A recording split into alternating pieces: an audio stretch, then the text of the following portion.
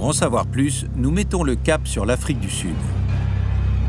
Le Centre de surveillance des requins du KwaZulu-Natal mène une étude d'envergure sur le contenu de l'estomac des squales.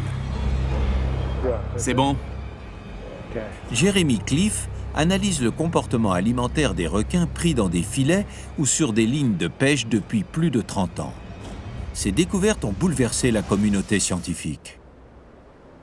L'aliment qu'on retrouve le plus souvent dans l'estomac des requins blancs, c'est la chair d'autres requins plus petits. Le requin blanc d'Afrique du Sud se nourrit à 41% de raies et d'autres requins. Chez le requin bulldog, le pourcentage s'élève à 50%. Chez le requin taupe bleu, ce sont 60%. Le doute n'est plus permis. Les grands requins d'Afrique du Sud ont intégré la chair de leurs congénères dans leur régime alimentaire. Est-il possible qu'ils s'attaquent même entre eux? Longueur précaudale, 2,20 m. Les travaux de Jeremy Cliff laissent entrevoir une réponse. Longueur totale, 2,77 m. Ce requin blanc juvénile a été retrouvé emmêlé dans un filet à 75 km du laboratoire.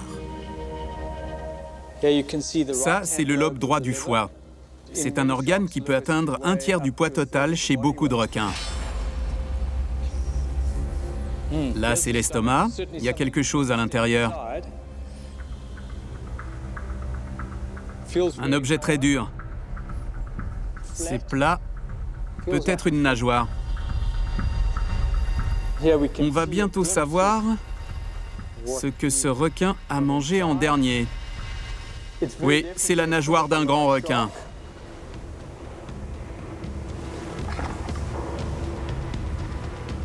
Vu la taille de la nageoire, c'était certainement un requin de plus de 2 mètres de long. Je dirais entre 2,50 m et 3 mètres. Presque la même taille que le spécimen ici présent.